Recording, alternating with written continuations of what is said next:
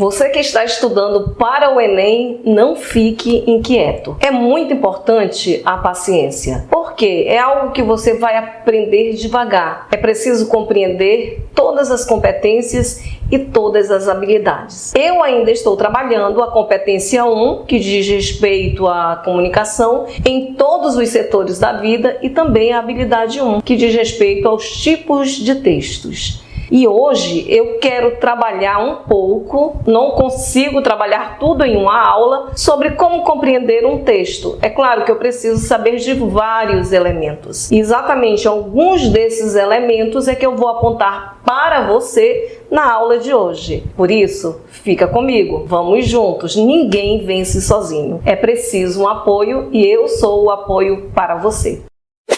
Eu sou a professora Marijane Fernandes, eu tenho este canal que é Curso Enem da Profa Marijane, também tenho um outro canal que é @Profa Marijane Fernandes. No outro canal eu trabalho tudo dentro da língua portuguesa. Gramática, literatura, redação, corre lá, também faz parte do outro canal que juntamente com esse, o teu estudo vai ficar completo. Eu sei que muitas vezes você se pergunta o que eu faço para compreender corretamente um texto, porque na hora da prova você faz a leitura, é claro, e a leitura ela é importante, e vai responder, e quando se depara com o gabarito, tá errado. É claro que para compreender um texto nós precisamos de outros elementos. Esses elementos são pré-requisitos para uma compreensão perfeita. Não basta decodificar, ou seja, não basta entender a palavra, tem que entender o texto e o contexto. Hoje nós vamos utilizar uma poesia do João Cabral de Melo Neto. É uma poesia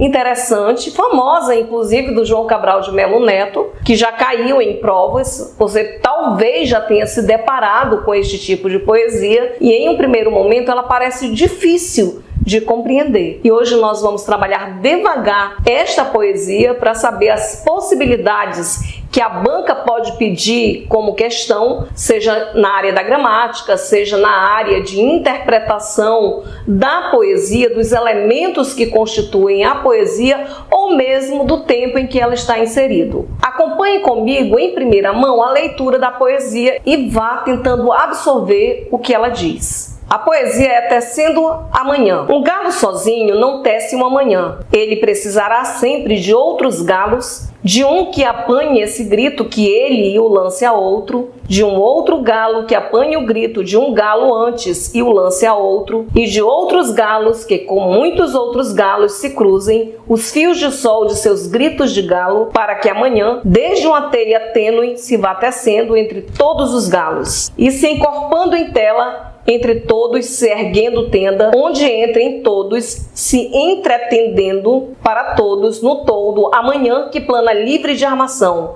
amanhã toldo de um tecido tão aéreo que tecido se eleva por si luz balão. Aí você vai dizer, professora, não entendi nada, não sei por onde começar. Aí eu digo, calma, começa entendendo quem é o autor. João Cabral de Melo Neto, ele é um autor de literatura e é um poeta, ama escrever versos, também já fez autos. Um auto é uma espécie de peça que ela é representada. Os autos surgiram na Idade Média. O João Cabral de Melo Neto também é mestre nisso. Mas hoje nós vamos entender a poesia do João Cabral de Melo Neto. Primeiramente, ele é um autor da terceira fase do modernismo. A terceira fase do modernismo vai ocorrer a partir de 1945. Traz uma característica de individualismo. Por que o individualismo? Porque verifica tudo o que aconteceu no mundo, inclusive com a Segunda Guerra Mundial. Aliás, já tinha ocorrido a Primeira Guerra Mundial, veio a Segunda Guerra Mundial e o mundo estava um desastre. Toda aquela perspectiva do início de 1900, com as descobertas científicas, tecnológicas, de que o mundo iria mudar, de repente a humanidade se vê ali diante da guerra, tudo destroçado, tudo acabado, e verifica que não houve assim uma mudança tanto quanto esperavam. O mundo estava avançando, inclusive na tecnologia e na destruição, que a guerra trazia destruição. O homem se torna mais individualista. A literatura literatura vai pegando características da sua época. Então existe essa ideia do individualismo que começa a se propagar a partir da terceira geração do modernismo. Aquela geração da segunda fase, de 1930 a 1945, que era aquela geração da luta, do contexto social, como um Drummond dizia, vamos de mãos dadas, aquela geração ficou um pouquinho para trás. Além desse individualismo, surge a partir daí a televisão. Aliás, antes disso já havia surgido o rádio. O rádio tinha sido uma inovação. A televisão vai surgir a partir de 1950, aquela caixinha mágica em que havia ação, havia som, havia imagem, havia tudo. A literatura,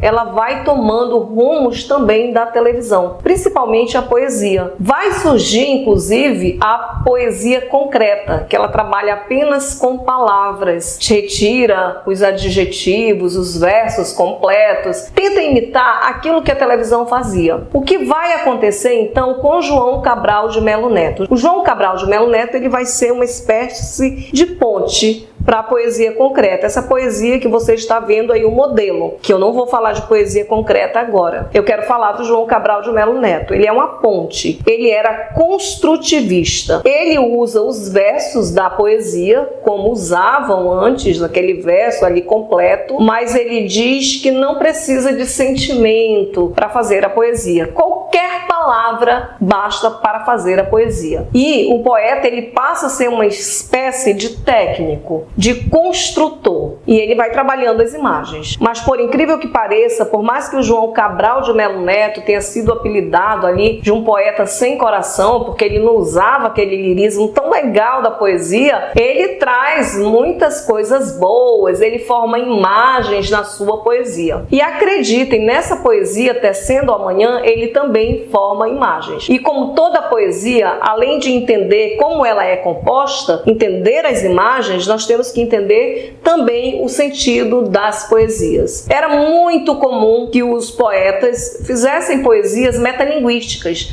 ou seja, a poesia falando da poesia, a poesia se referindo a outros poetas. E aqui, nesta poesia, o João Cabral de Melo Neto, ele vai falar sobre essa ideia da união, da importância de que um escritor esteja ligado a outro escritor para dar continuidade a toda essa projeção da escrita. Vamos entender então, passo a passo, primeiro a estrutura da poesia. Começa assim: um galo não tece uma manhã. Dois pontos. Ele precisará sempre de outros galos. Começa com uma negativa dizendo que um galo, não tece uma manhã. Ele vai precisar de outros. Aqui a gente já percebe essa ideia por trás da união. Sozinhos não dá para chegar à vitória, precisamos da união. Dentro da estrutura sintática, nós percebemos que está normal a construção do verso, a construção da oração.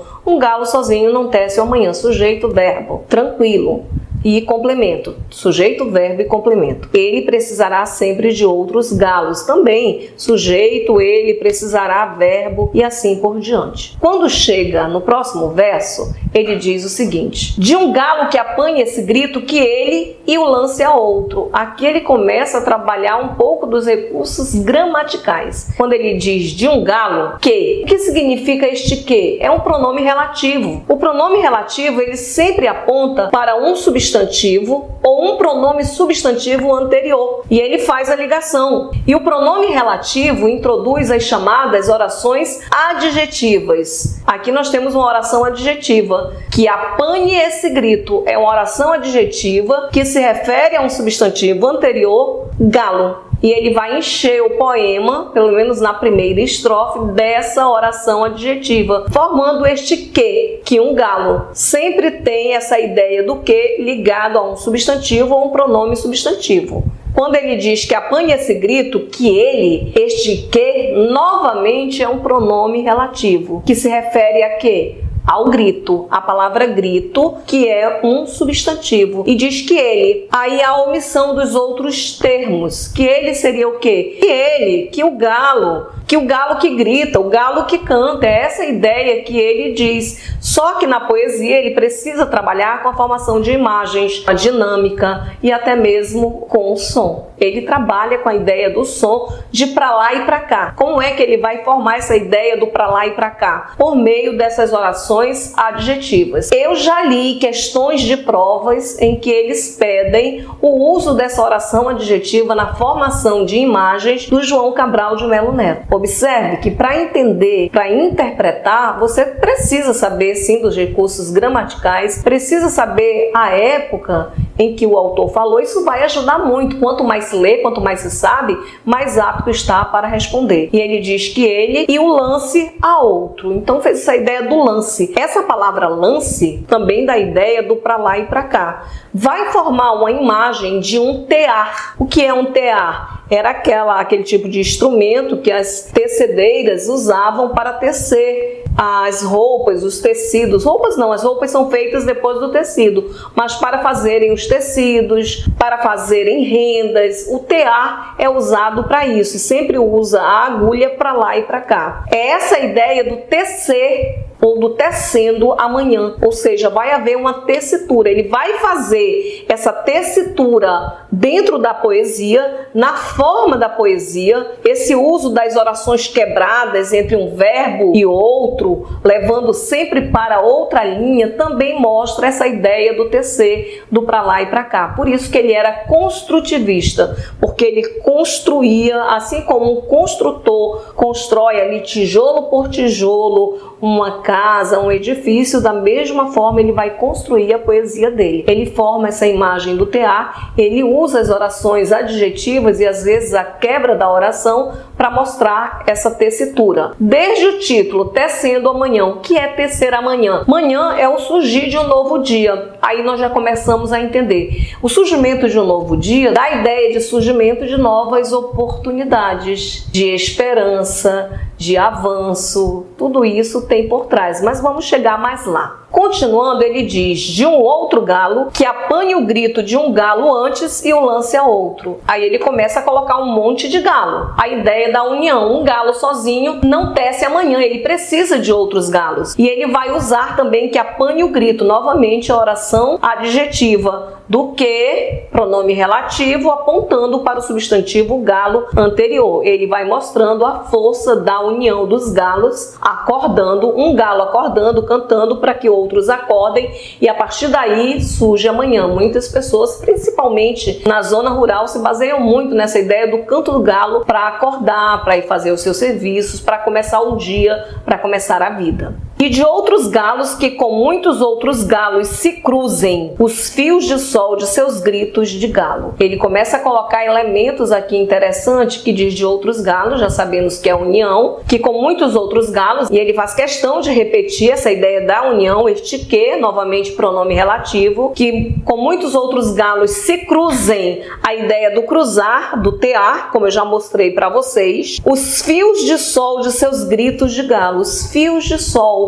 O sol vai surgindo da manhã e faz amanhã ser manhã, faz amanhã vir à tona. E ele usa a palavra fios para mostrar a ideia da luz. Fios também em referência ao tear. Está tecendo amanhã. Em seguida diz o seguinte, para que amanhã, este para dá ideia de finalidade, é uma preposição que dá ideia de finalidade, para que amanhã, desde uma teia tênue, teia, né? Observe a ideia da teia de aranha. E é tênue, parece fraquinha, parece frágil. Se vá tecendo entre todos os galos, vai surgindo ali diante dos galos e se encorpando em tela entre todos. Essa ideia de encorpar é tomar corpo. Observa amanhã, ela aparece no céu, ela surge, ela toma forma e se erguendo tenda. Imagina a ideia de uma tenda. A tenda é uma grande lona ali que as pessoas armam e ficam debaixo da tenda. E ele comparou amanhã a esta tenda, onde entrem todos, todos estão debaixo da manhã e se entretendendo. Esse entretendendo é o entrem, mas tecendo.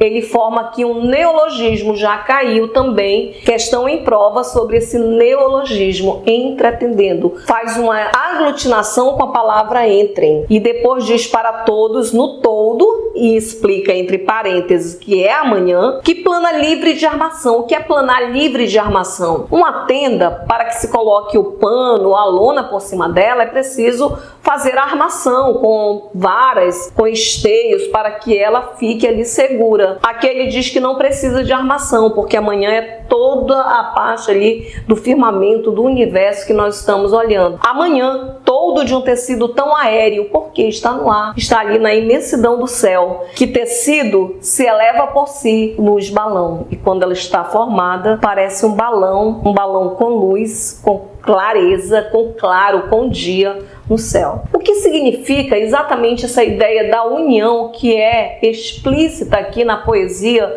do João Cabral de Melo Neto? É uma menção a todos os escritores. Um escritor sempre vai precisar do que o outro escritor disse antes, do que ele escreveu, da formação de pensamento, de ideias. A partir da ideia desse escritor, ele vai construindo a própria ideia e dando autoria. E esse escritor constrói as suas ideias e deixa para o outro escritor.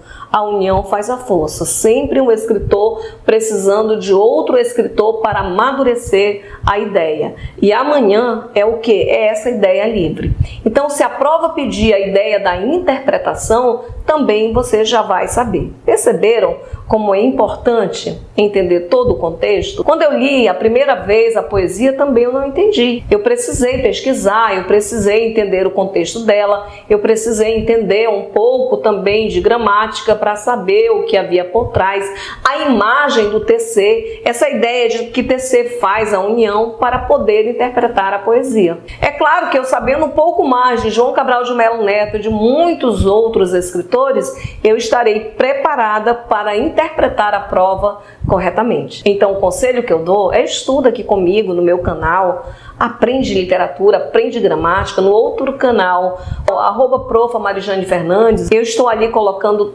todas as aulas de gramática, de literatura e redação também. Isso aí vai te ajudar bastante, inclusive a entender melhor as outras matérias. Se você tiver alguma dúvida, coloca no chat, manda para mim. Muitos alunos, eles têm enviado as dúvidas para mim, muitos alunos têm perguntado como fazer para estudar pelo canal. Aqui neste canal estou direcionando somente Enem. Se você for pesquisar no outro canal, você vai verificar na parte de vídeos que eu gravo as aulas, eu vou fazendo a numeração das aulas de gramática, eu vou enumerando as aulas de literatura e também a redação. Na parte que eu entro ao vivo, sempre eu entro explicando um tema de redação, você pode vasculhar e entender direitinho o que eu quero passar para vocês. É claro que você precisa ter do lado aí o edital da prova que você vai fazer e vai eliminando os assuntos conforme você vai assistindo no meu canal. Se quiser trocar ideias comigo, também coloca no chat. Se quiser um assunto que ainda não sabe, coloca no chat